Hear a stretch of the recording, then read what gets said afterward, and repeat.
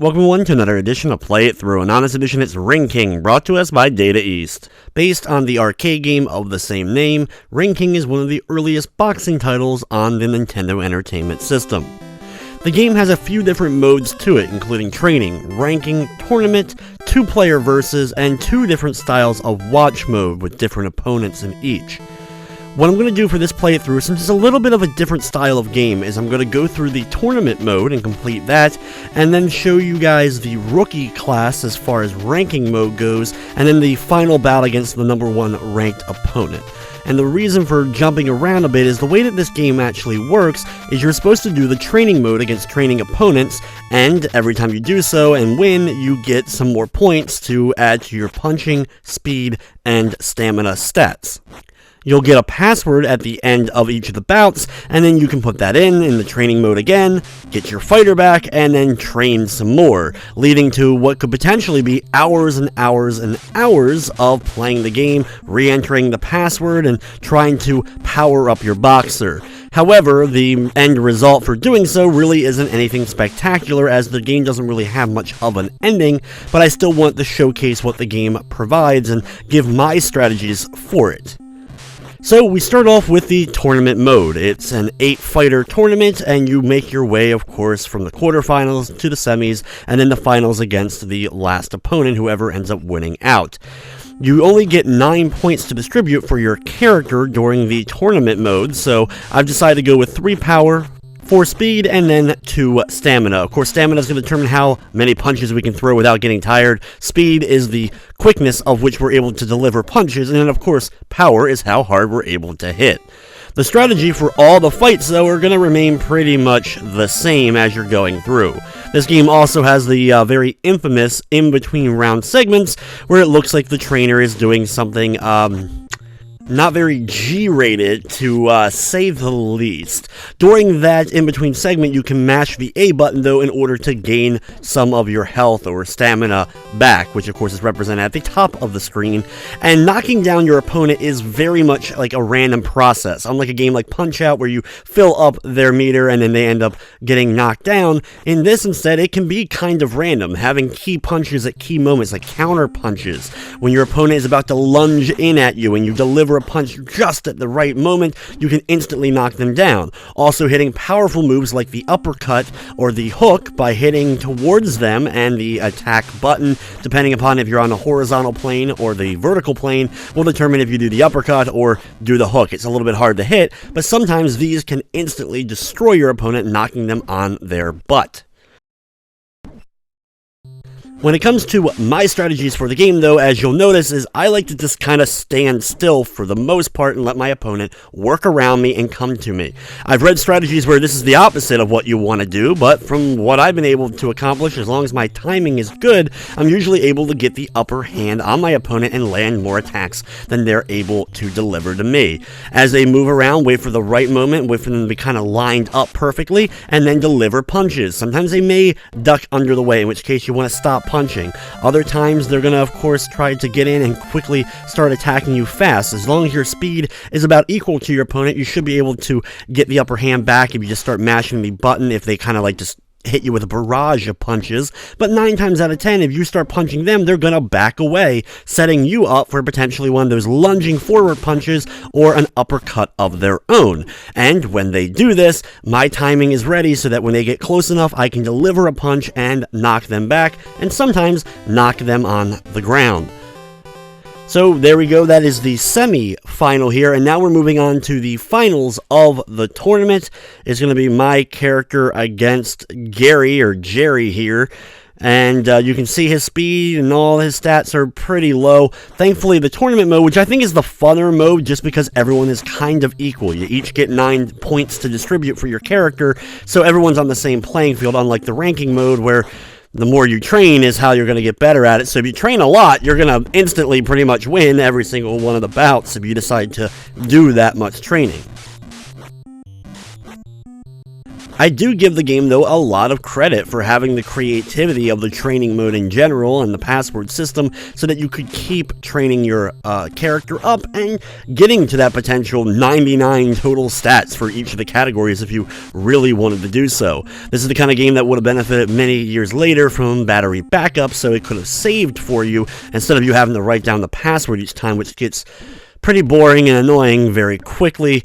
And you have to make sure, of course, your name and the password is correct, or else things don't end up working. It's also funny to note that instead of congratulations, you just have congratulation, and it's kind of broken up in two different sentences. But either way, winning it, you get that belt, and then it goes try again and takes you back to the main menu. And that's pretty much all there is to the game. We're going to jump into the ranking mode, though, here, and I'm going to go through the rookie class, since the rookie class is pretty much the even stat still. Like, they're a little bit stronger than what we saw in the tournament, but they're still very much beatable with the default stats without having to do the training mode. So I'm going to go ahead and fight through all 5 of the rookies and then go fast forward to the end of the game after doing a lot of training, which I'm using a code to do so, and then facing off against the #1 world ranked opponent, which is supposed to be the hardest opponent in the game. And you'll see you don't really get that much of like a cool celebration or anything once you finally get to that point.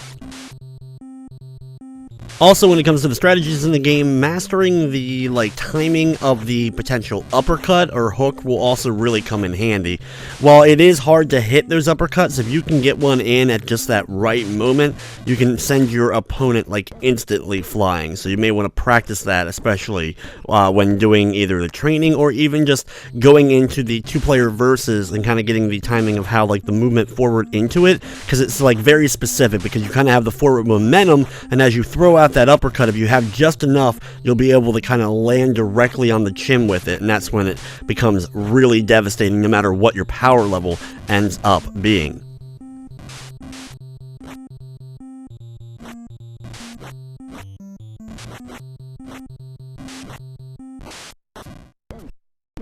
It is completely also random at when you're able to not only knock down your opponent, but when they're not going to get up after the 10 count begins. Right here, it looked like he had no stamina, no health left, but yet he was still able to survive into round number 2, and when we begin round 2 here, it's just more of the same of just waiting for him to kind of get close. Now that I have such an advantage with my health, I can kind of get a little bit more of a slugfest going as I continue to berate him with punches.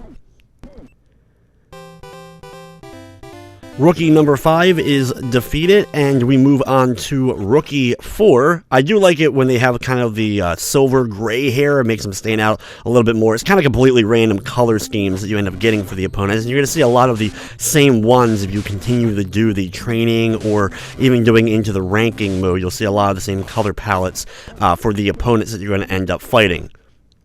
Sometimes if you surprise your opponent with some nice timing early on, as he was trying to charge me, I knocked him down, but he was able to get right back up to his feet before really the ref even got it going with the count.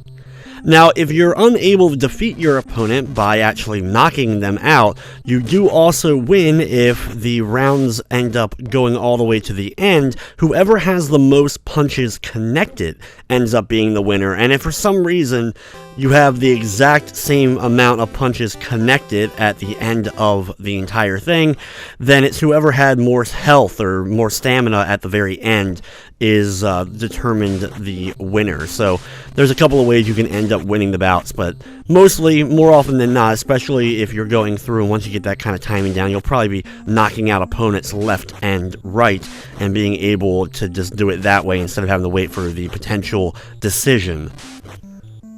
That's why it's also, though, favorable, though, to make sure you throw out a few punches, more so than your opponent. If you get into that swinging match and he has the advantage, just back away.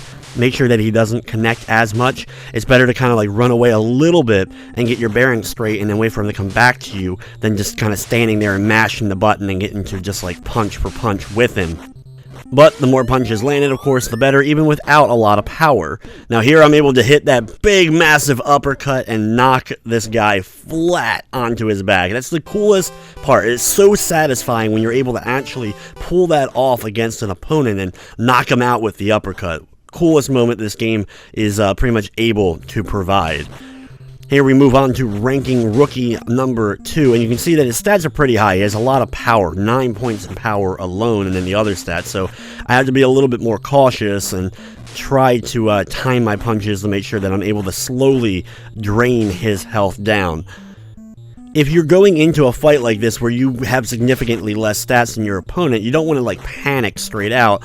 You want to just make it a very slow kind of fight. Slowly bring his stamina down. He may punch a bunch and he may get a little bit of punches in there and end up draining a lot of your health. You may end up having not so much by, midway through the first round, but you never know. Like right there where I was able to collide with a nice little counter and knock him down, and now me and him are both even, but at the same time, that was actually enough to knock him out, which is kind of surprising. But with him done, we move on to rookie number 1, the number 1 ranked rookie, who in this instance has a 13 in his stamina, so he can take a lot of punches, that's for sure. The stats are completely random each time you go through the rankings, I think. At least once you complete them once and then go back in, like the stats all end up changing up. So the game always has replayability since you're going to get different styles of opponents each time that you end up coming in.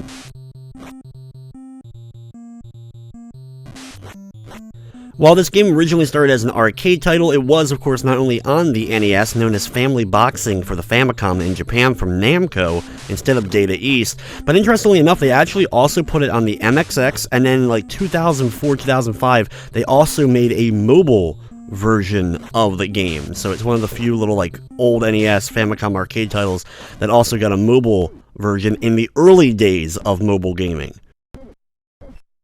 Just at the end of the round, he's able to survive my barrage, and we'll be going, of course, to the second round here. Like I've said before, mash the A button during the course of this, and you will be able to get a little bit of stamina as you enjoy the awkward commentators at the bottom and the very awkward looking animation that's going up above, which has become pretty much the thing I think Ring King has become more known for than anything else. Regardless of its like kind of in-depth training system and passwords and stuff of leveling up your boxer and all that stuff, just that thing of the trainer and the boxer between rounds becomes more known than everything else that the game was able to provide.